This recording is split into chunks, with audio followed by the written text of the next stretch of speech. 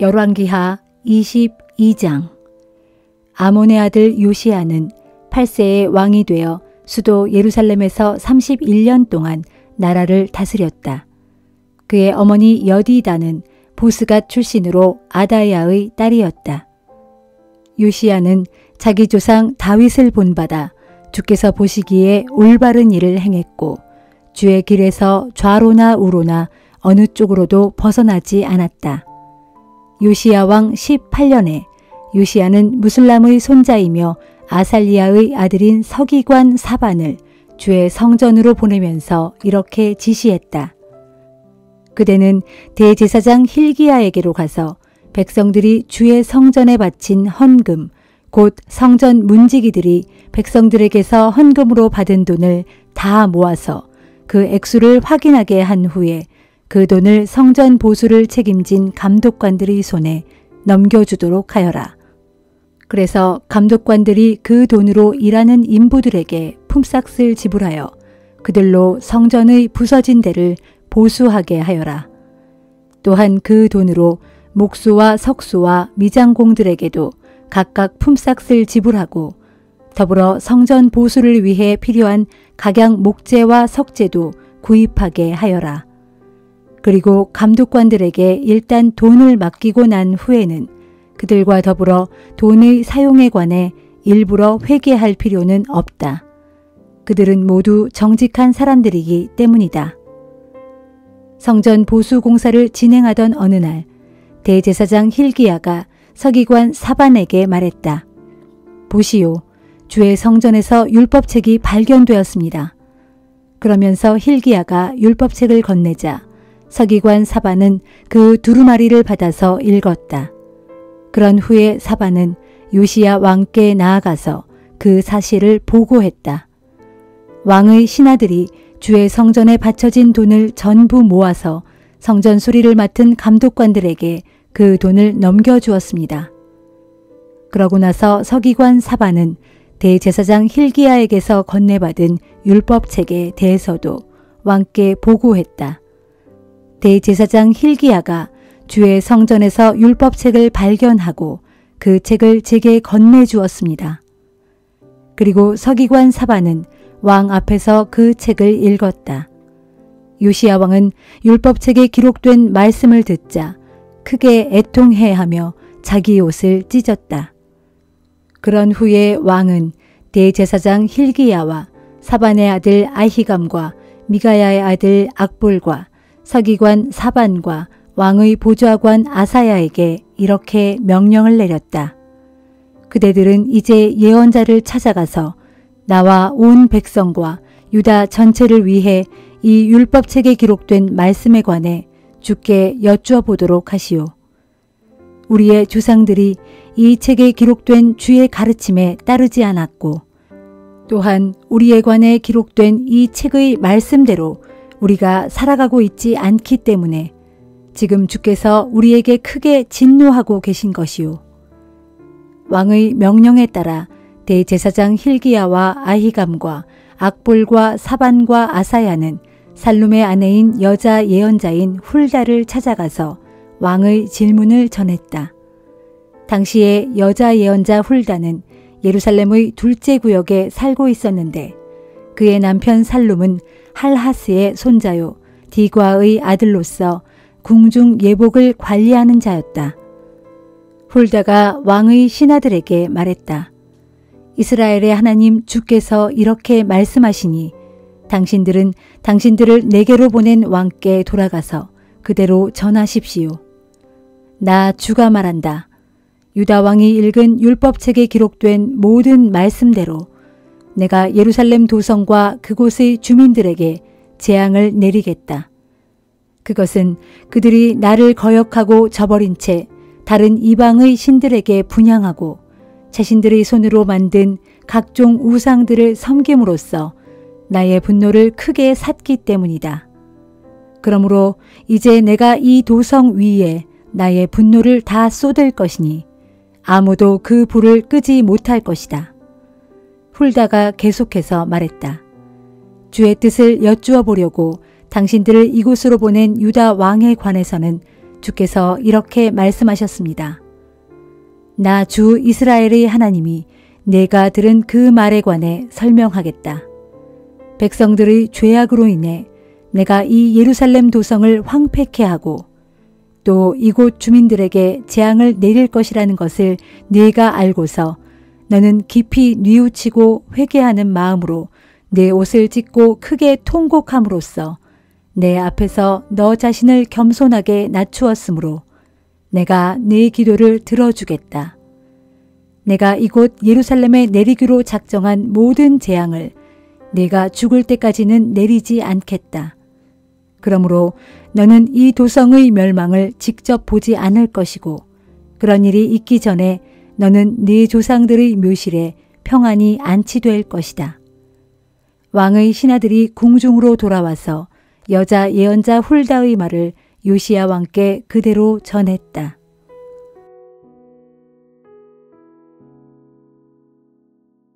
히브리서 4장.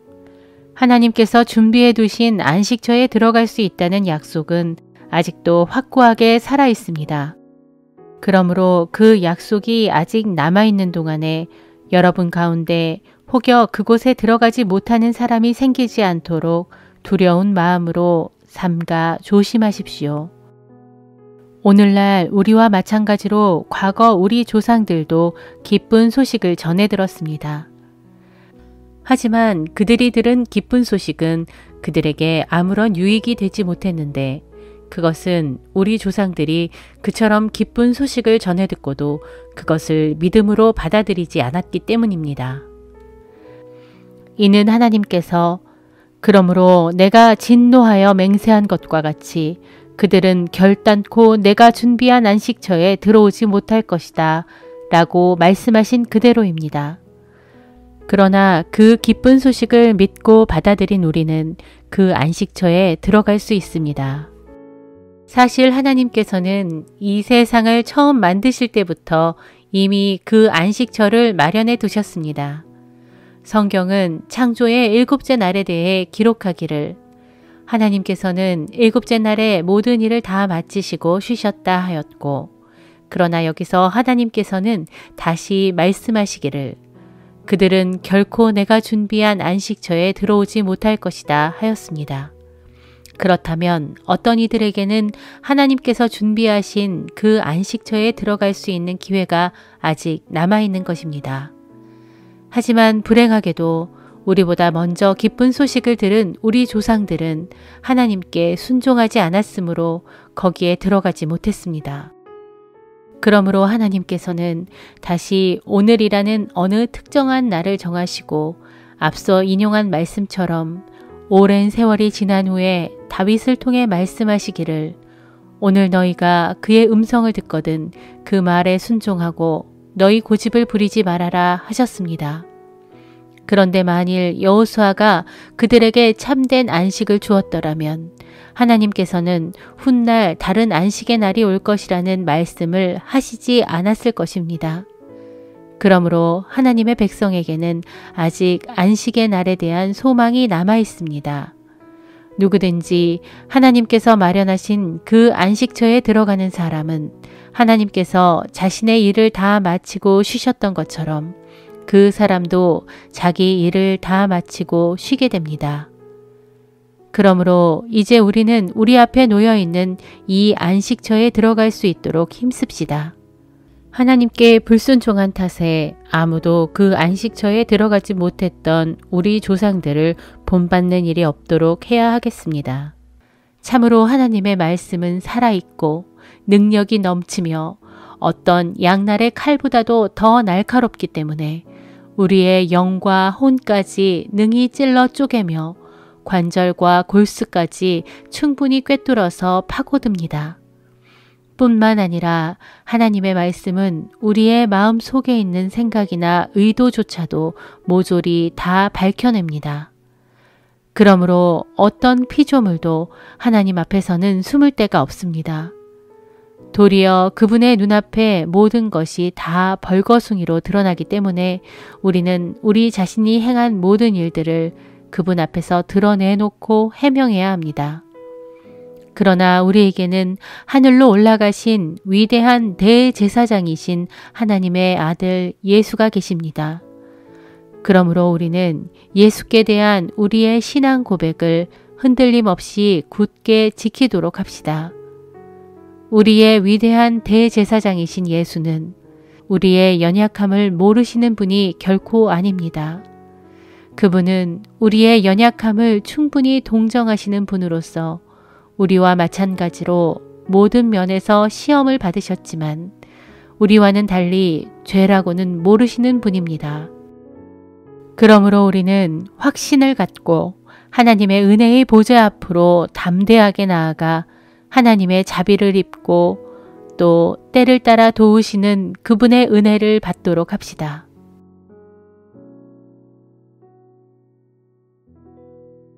요엘 1장. 이 말씀은 주께서 부두엘의 아들 요엘에게 주신 말씀이다. 이스라엘의 장로들아, 너희는 이 말씀을 들어라.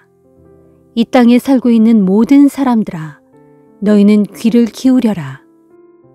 너희가 살고 있는 지금이나 너희 조상들이 살았던 지난날에 이 같은 일이 일어난 적이 있었더냐.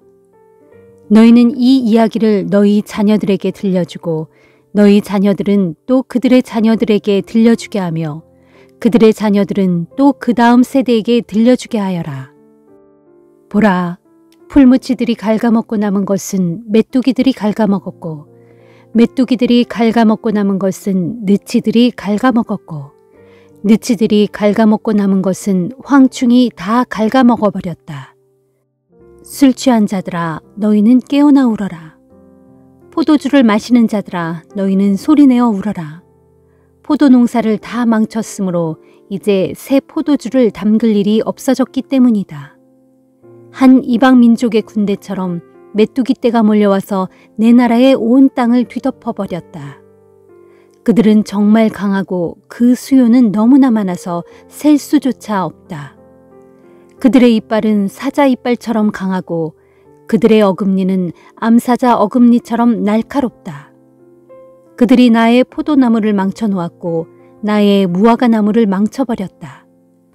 껍질을 갉아 모두 말갛게 벗겨버렸으므로 그 가지가 하얗게 되고 말았다. 그러므로 백성들아, 너희는 울어라.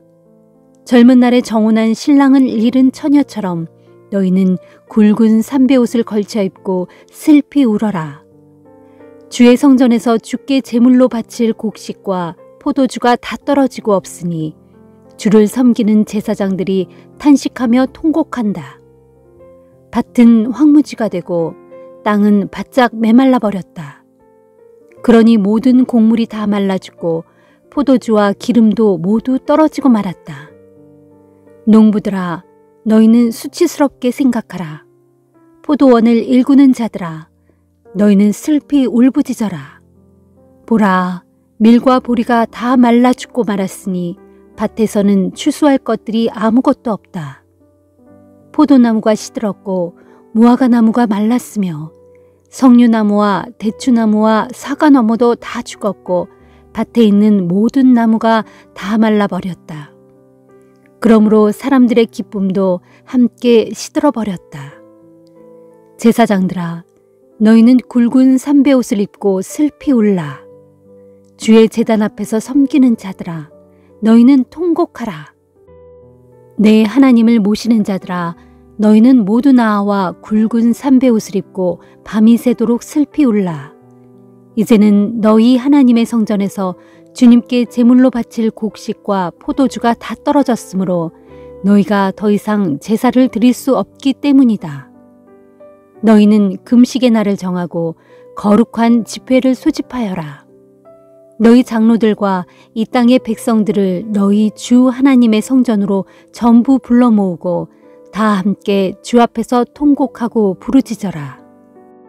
아, 그날이여, 주의 심판의 날이 가까이 이르렀다. 전능하신 분께서 베푸시는 파멸의 날이 가까이 다가왔다. 보라, 우리의 눈앞에서 먹을거리가 모두 사라지고 모든 기쁨과 즐거움이 우리 하나님의 성전에서 모조리 끊어지지 않았느냐. 우리가 뿌린 씨앗은 흙덩이 아래에서 말라 비틀어졌다.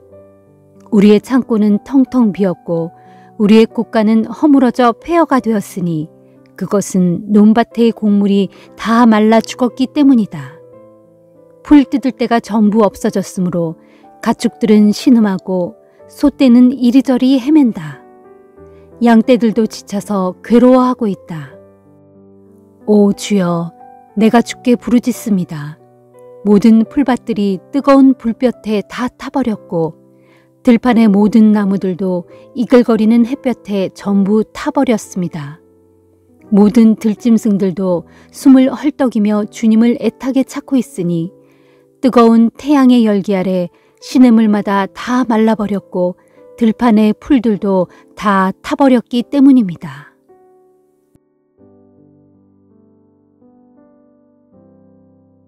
시편 140편. 오 주여, 악한 자들의 소나기에서 나를 건져 주소서. 폭력을 일삼는 자들에게서 나를 보호하소서. 그들은 언제나 악한 계획을 꾸미고 그들은 날마다 모여서 싸움을 일으킵니다. 그들의 혀는 뱀의 혀처럼 날카롭고 그들의 입술 아래에는 독사의 독을 잔뜩 머금고 있습니다. 주여, 악한 자들의 소나기에서 나를 지켜주시고 내 발을 걸어 넘어뜨리려고 계획하는 저 난폭한 자들에게서 나를 보호하소서. 저 교만한 자들이 나를 해치려고 덫과 올가미를 몰래 놓았고 나를 빠뜨리려고 내가 다니는 길목마다 구덩이와 함정을 깊이 파놓았습니다. 그러므로 이 몸이 주께 외칩니다. 주님은 나의 하나님이시니 주여, 내 부르짖음을 들으시고 내게 구원을 베풀어 주소서. 내 주 하나님이시여, 내 구원의 능력이시여, 이제 나를 건져 주소서. 전쟁의 날에 주께서는 내 머리에 투구를 씌워 내 목숨을 지켜주셨나이다. 오 주여, 악한 자들의 욕망을 절대로 이루어주지 마소서. 그들의 계획이 조금도 성공하지 못하게 하소서. 그들이 우쭐대며 더욱더 높아질까 두렵습니다. 나를 애워싸고 있는 자들이 나를 향해 퍼붓는 그들 입술의 저주가 그들 자신들에게로 되돌아가 그들의 머리 위를 덮치게 하소서. 뜨거운 숯불이 그들 위에 쏟아지게 하시고 아예 그들을 깊은 불구덩이 속에 집어던져 다시는 일어나지 못하게 하소서. 혀를 놀려 남을 헐뜯는 자들로 이 땅에 조금도 발붙이지 못하게 하시고 주먹을 휘둘러 폭력을 일삼는 자들에게는 항상 재앙이 따라다니게 하소서. 주께서는 정령 고난받는 사람들의 사정을 적극 변호해 주시고 가난한 사람들의 권리를 힘써 옹호해 주시는 분임을 나는 잘 알고 있습니다. 참으로 의로운 자들마다 주님의 이름을 찬양할 것이며 정직한 자들마다 주님 앞에서 떳떳이 살게 될 것입니다. 시편 141편. 주여, 내가 주께 부르짖고 있습니다. 속히 내게로 오소서. 내가 주께 부르짖을 때 내 기도에 귀를 기울여 주소서. 주께 부르짖는 내 기도가 주님 앞에 피운 분향제단의 향처럼 주님 앞으로 올라가게 하시고 내가 두 손을 위로 들고 드리는 기도는 주님께 바치는 저녁 제물처럼 되게 하소서. 오 주여, 내 입에 파수꾼을 세우시고 내 입술의 문을 지켜주소서. 내 마음이 악한 일에 기울어지지 않게 막아주셔서 나로 악한 일을 꾸미는 자들과 어울려 그들의 악한 짓에 가담하지 않게 하소서. 아예 악인들의 잔치상에는 앉지 말게 하소서. 의로운 자들이 때리는 매는 나에 대한 그들의 친절로 받아들이게 하시고 나를 향한 그들의 꾸짖음은 내 머리 위에 붓는 향기로운 기름으로 받아들이게 하소서. 그러므로 비록 의로운 자들이 재난 가운데 빠져 있을 때에도 나는 그들을 위해 항상 기도하렵니다. 그러나 악한 무리의 지도자들이 바위 절벽에서 굴러떨어질 때 그제야 백성들은 내 말이 옳았음을 깨닫고 비로소 내 말에 귀를 기울이게 될 것입니다. 그때 악한 무리의 지도자들은 말하기를 농부가 쟁기로 밭을 갈 때 흙덩이가 잘게 부스러지는 것처럼 우리의 뼈들이 수올 입구에 산산이 흩어져 있구나 할 것입니다. 오 주 하나님이시여, 나의 두 눈이 주님만 우러러 봅니다. 내가 주님만 믿고 의지하오니 내 영혼을 죽음에 넘겨주지 마소서. 저 악한 자들이 나를 잡으려고 쳐놓은 덫에 걸려들지 않도록 나를 지켜주시고, 그들이 나를 해치려고 파놓은 함정에 빠져들지 않도록 나를 보호해 주소서. 그들이 쳐놓은 덫에 그들 스스로가 걸려들게 하시고 오직 이 몸은 무사히 지나가게 하소서.